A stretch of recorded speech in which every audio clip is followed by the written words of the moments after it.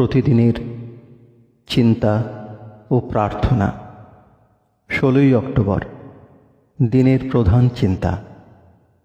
সৎ অভিপ্রায়ই আমাদের সকল কর্মে প্রেরণা আনিয়া দেয়। মুখস্থ করা যায়, যে জন আসক্তি বিরহিত হইয়াছেন, যিনি মুক্ত, যিনি স্থিতপ্রজ্ঞ, যিনি কেবল যজ্ঞের মতো সকল কর্ম সাধন করেন, তাহার সকল কর্মবন্ধন ছিন্ন হইয়া যায়। যিনি এইভাবে সচেতন থাকিয়া সেই পরম সত্তাভিমুখী হইয়া কর্ম করিয়া যান, তিনি সত্যই তাঁহারই কাছে চলিয়া আসেন। উপদেশ: যখন কোনো শূন্যতার সৃষ্টি হয়, তখন স্বাভাবিকভাবেই ভগবান সে শূন্যতা পূর্ণ করিয়া দেন। আমরা যাহার জন্য পথ খুলিয়া দিই, তাহাই আসিয়া আমাদের আধার পূর্ণ করিয়া দেয়।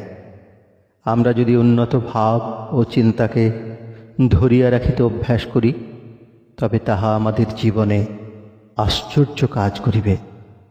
অসঙ্গত চিন্তা আমাদের বিশেষ ক্ষতি করে, যদিও সকল ক্ষতির সংশোধন করিবার ক্ষমতাও আমাদের আছে।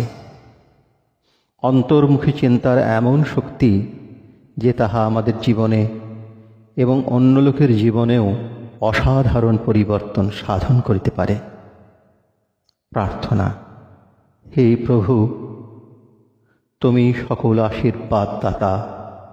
তুমি আমাকে বুঝিবার শক্তি দান করো, যেন আমি তোমারই কৃপার উপর নির্ভর করিতে শিখি এবং তোমারই মধ্যে আমার সংপোষণের শক্তি লাভ করি। চিরন্তন সত্তা তুমি, আমাকে তোমারই রক্ষণশীল প্রেমে ঘেরিয়া রাখো।